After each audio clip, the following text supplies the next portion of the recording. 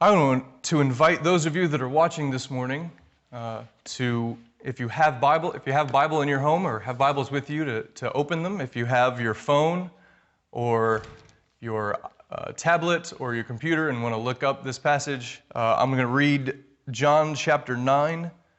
We're going to read verses 1 through 17. Sorry, 1 through 7. 1 through 7.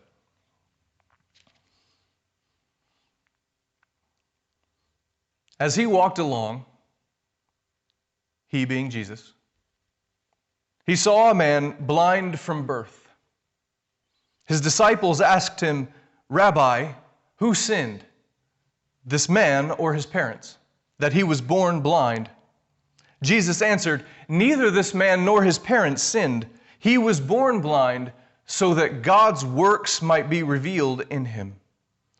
We must work the works of him who sent me while it is day.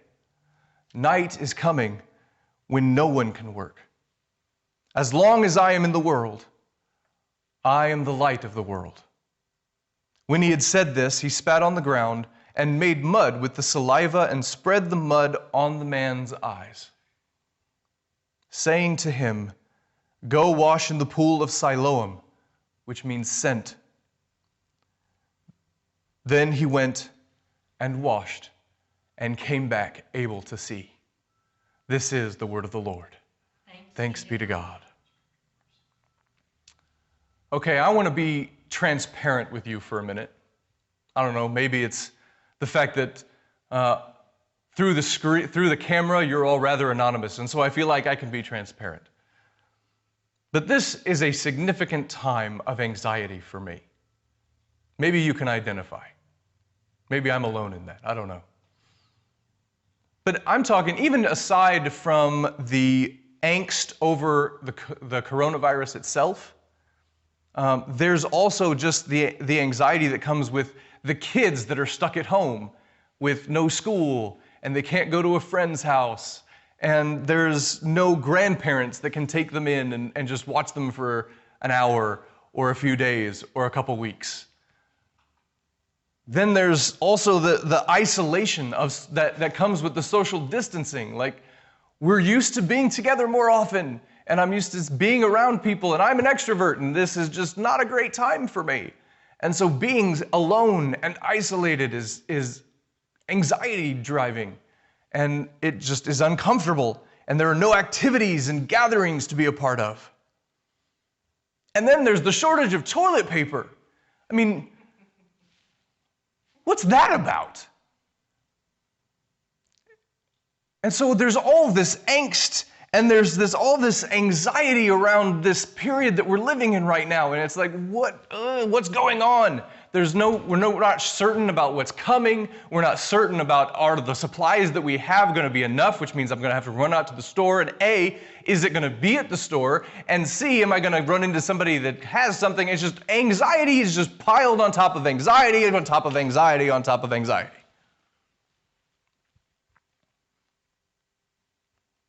And then at the root of all this anxiety is the loss of control. Isn't that really the root of our anxiety right now? Isn't it just the loss of control? Because I don't know about you, I hate when I'm not in control. I mean, not about everything. There are things I'm perfectly fine not being in control of. But when things get chaotic and out of the norm, my desire to control increases. And I want to be able to do what I want, when I want to do it, to go where I want, and to go with however many people want to join with me. And I get to do none of those things. And I feel that loss of control. This pandemic has taken that control from me. Because also, I want to be able to say, in the face of infections and this pandemic and the spread of this virus, I want to be able to avoid infections by believing the right things. I want to be able to avoid it by living the right way, by having enough faith. And I want to be able to blame those that are infected and to say to them, you should have made better choices. You should have gone to church more. You should have made better friends. You should have listened to your pastor more.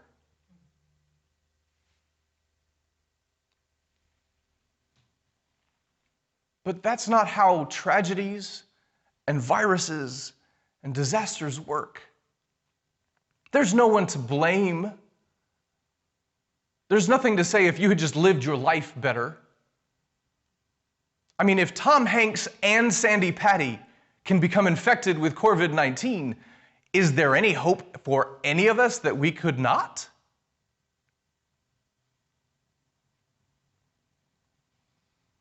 When Jesus and his entourage encounter the blind man, the disciples ask, Rabbi, who sinned? They want to know because they want to know how this works. Want to know what the direct line of cause is so that we can have control over it. They're like, Jesus, tell us who sinned so we know what the ramifications are. Will this sin cause blindness? Will that one cause deafness? Will another one make me sick?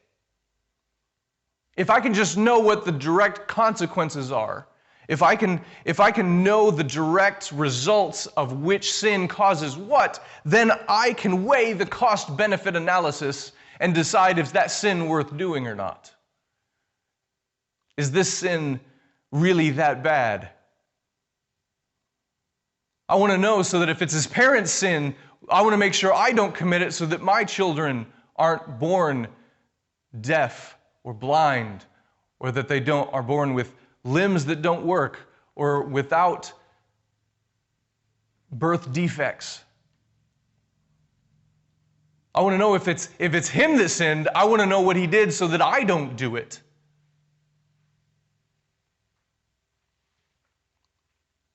And that's the question the disciples are asking. That's what they're searching for. Is that, tell me how this works so I know what to do so that I have control over what's happening.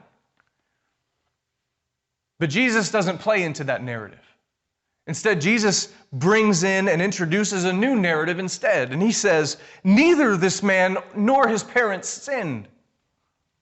There is no direct correlation between sin and disability or suffering. The parent's sin doesn't cause this. The man's sin didn't cause this. This happened because we live in a world that is broken. The once good and healthy creation is now damaged and sick.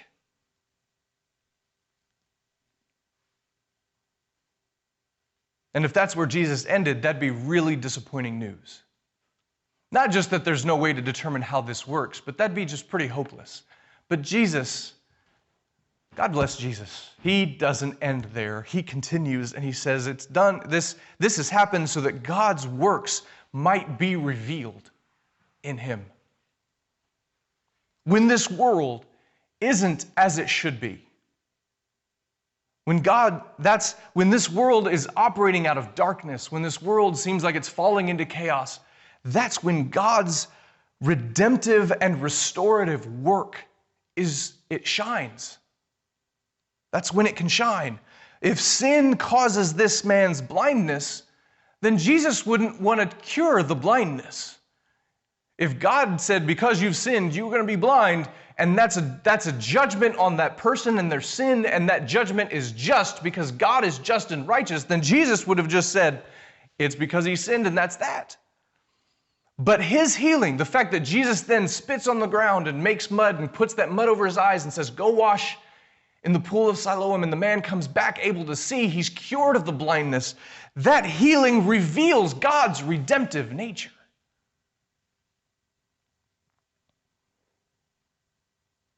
And yet Jesus still doesn't stop there. He doesn't just say, it's done so that God's work may be revealed in him. He goes on to talk about that we got to work while it's day and that night is coming, and that while he's in the world, he is the light of the world. I think because darkness for Jesus and for the scripture, darkness serves as a metaphor for all the ways that creation devolves into chaos. Death, disease, destruction, desolation. That's the world falling into darkness.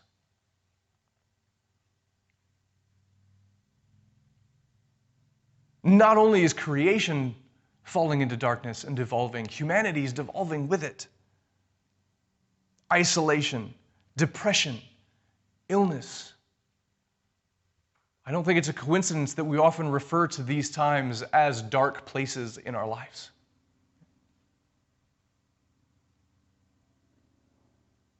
So all of creation, from the created order to the humanity that lives in it, is falling into darkness. But there is hope. There is hope in the midst of that darkness. For the one who spoke light into the darkness came and walked as light in the world, and now dwells with and shines through us. We become that light in the darkness. So there's a new opportunity now as we live in a world that's kind of gone dark. If you see like those like aerial shots of cities that are under lockdown, and the shots where everybody, like there's nobody on the freeway, nobody on the streets, nobody's walking down the sidewalk. It's like our cities have, in some ways, have gone dark. But in that darkness, there is a new opportunity for the people of God to let the light of Christ shine in the midst of and into the darkness. In the midst of social distancing and isolation, we bring intentional connection and relational closeness and company. My daughter is an extreme extrovert. Like, she can't do anything by herself, whether that's getting dressed or going to play. It's like, come with me. Come help participate with me because I want you around. And physically, we can't do that right now. But in the midst of this time, we can be intentional about connecting with people, using all the means of connection that we have. We've bemoaned for so long the loss of true connection because of social media and the internet and texting and all those other social media platforms that we interact with them rather than the person we're sitting with at the table. Well, we're at a point now where this gets flipped around, where this becomes an opportunity to use these methods of social connection that, even though they're not as good as being in person, but since we can't be in person, this is the next best thing.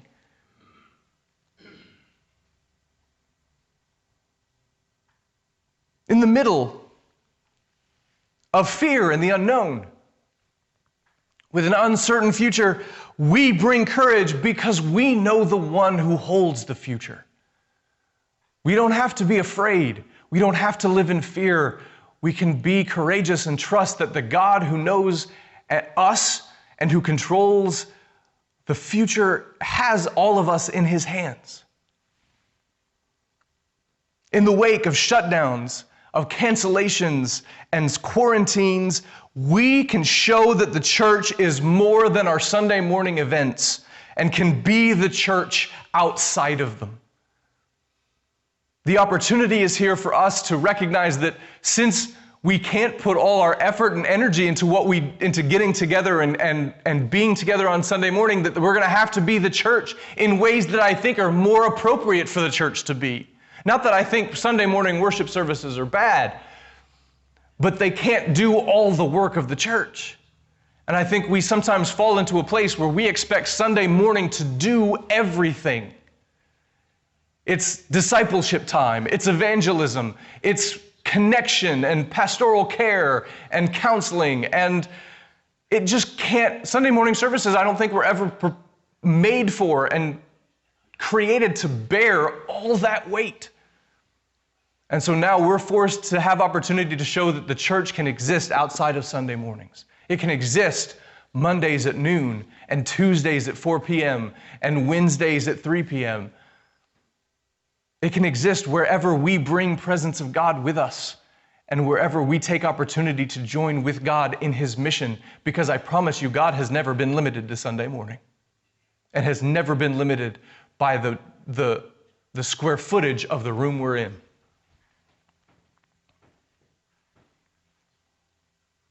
So here's what I want us to do. I have one more interactive piece for you.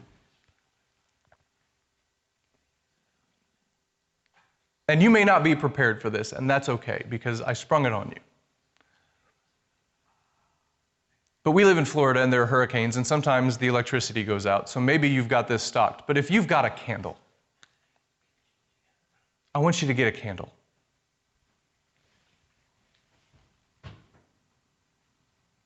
And you don't have to run and do that right now. You can continue to listen, and when the service is over, but at some point, maybe right after this is over, go get a candle. Because here's the thing. Human beings have an incredible capacity to endure, as long as they keep hope alive.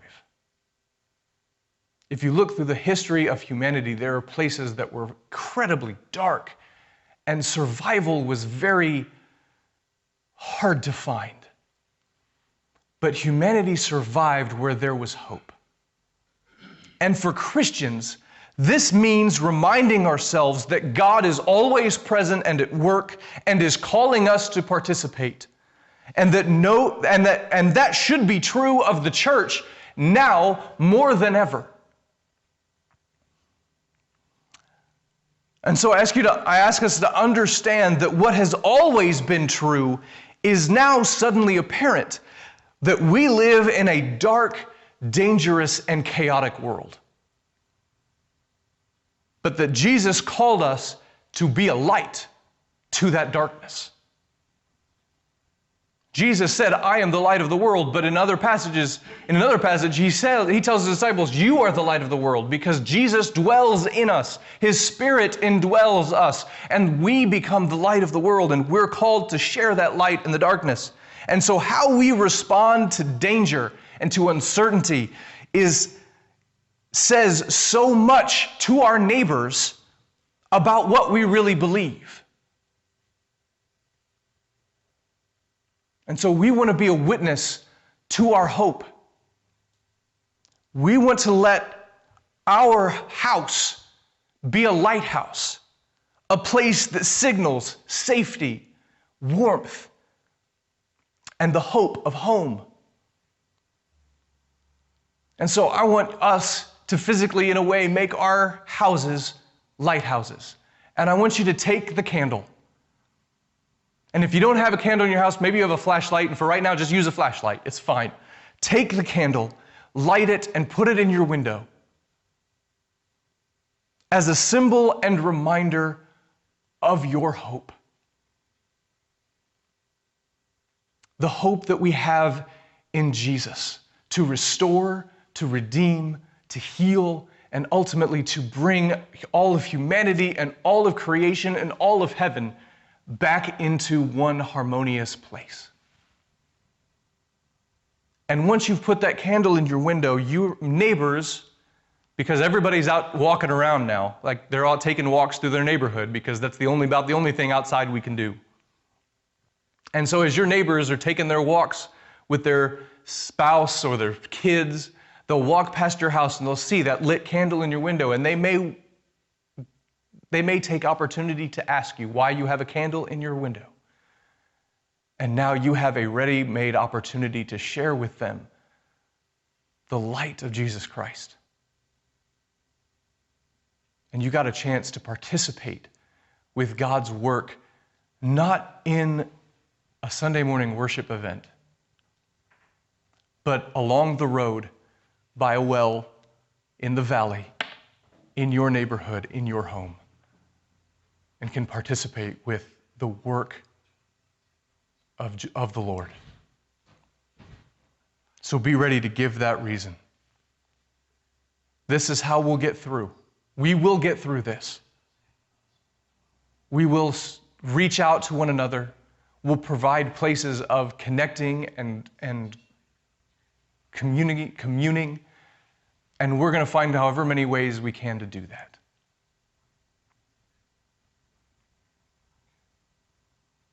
So let's be the church the way that the disciples were, the way the first century church, in our homes and in the places that we go. And let's see what God can do. Thank you for being part of our online family. Don't forget to subscribe and click the bell so you get notifications for any future videos or content. And feel free to please share with a friend. You can also follow us on Facebook or Instagram. And if you feel so inclined and would like to donate and support our ministry, please click the donate button found in the description. Thank you, and God bless you.